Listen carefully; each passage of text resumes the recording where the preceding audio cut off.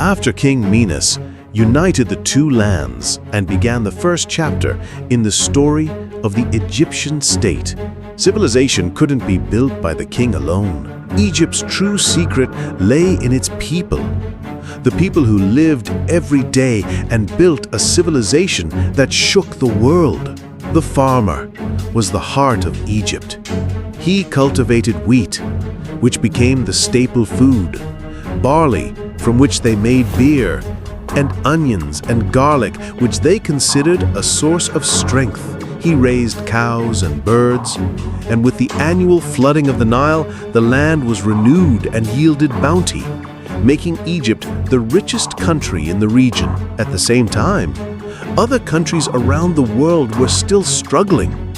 In Europe, people lived in primitive villages, and in Asia, the Indus Valley civilization was beginning to take shape, but Egypt was already making significant progress. On the banks of the Nile, fishermen caught fish and sometimes faced crocodiles, which were both a danger and a sacred symbol. As for the craftsmen, they were the artists. From their hands came the pottery we still see in museums, and the copper tools that Egypt was among the first peoples in history to use. And here comes the most important shift: writing. The Egyptians invented hieroglyphics, pictures and symbols that represented words and sounds. They initially used them to record crops and taxes, as well as for religious rituals. At that time, most people didn't know how to write, but Egypt was one step ahead, and this is what made its civilization superior to others. In the field of medicine, the Egyptians began experimenting with the first attempts at mummification. They believed that humans would live after death, but the body must remain intact. This idea set Egypt apart from any other civilization, a complete belief in immortality. So, how did the world view Egypt during this period? Near Eastern civilizations, such as the Sumerians and Babylonians, had heard of the land of the Nile as a country rich in gold and wheat. Traders from Phoenicia and the Mediterranean began flocking to buy flax and grain. Egypt was a destination everyone wanted to visit or trade with, while tribes in Europe were still living in the forests, and small kingdoms in Asia were trying to find stability. Egypt became a country with an agricultural system, writing, religion, medicine, and industry, a complete civilization from a very early age. Thus, we can say that after the unification of Menes, it was the people who truly transformed Egypt from a mere fledgling kingdom into an empire that dazzles the world to this day. Now that we've finished the story of Menes, the man who was able to unite all of Egypt into the first centralized state in history, we must ask ourselves, I wonder how the whole world was doing at the time. What was happening around Egypt as it emerged as the first state in the world with one king, one army, and one system? Mesopotamia, present-day Iraq. In the south, the Sumerians built huge cities like Ur and Uruk. These cities were not just houses and people, they were the first organized cultural centers in the world. There, they invented cuneiform writing, which was the first way humanity left a written trace on clay tablets. And their idea of kingship was similar to Egypt.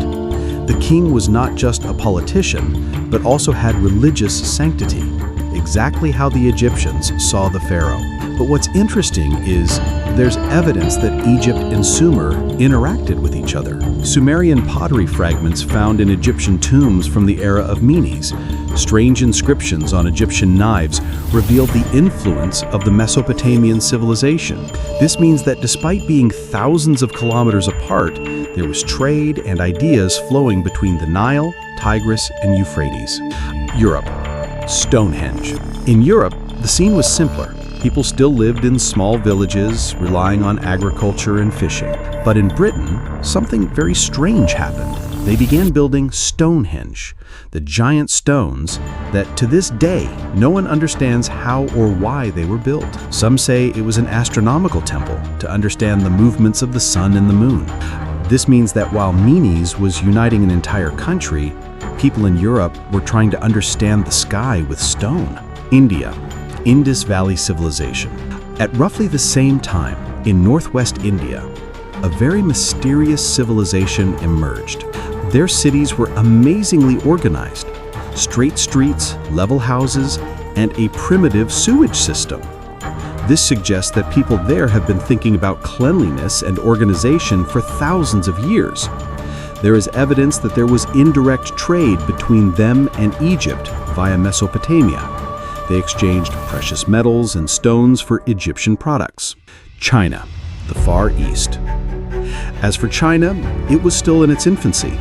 Small agricultural communities around rivers.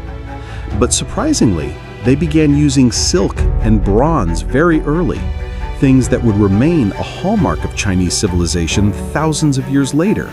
Conspiracies and threats around Egypt. Menes wasn't safe. There were nomadic peoples in Sinai who raided Egypt's borders to steal turquoise and copper. This forced Menes to launch military campaigns to secure his borders. This means that even as he unified Egypt, he had to prove himself against the small-scale conspiracies of his neighbors. In the south, Nubia was a source of gold and ivory, and Egypt entered into a tense relationship with them, sometimes war, sometimes trade. Conclusion.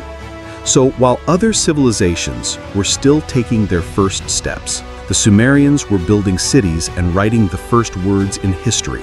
India was organizing its cities and thinking about sanitation. China was beginning its journey with silk and bronze. Europe was laying down giant stones and exploring the meaning of the universe. Egypt was ahead of everyone else. Menes unified the north and the south and created the first centralized state in history, a state with one king, one army, and one administration. This was a precedent that placed Egypt at the forefront of human civilization.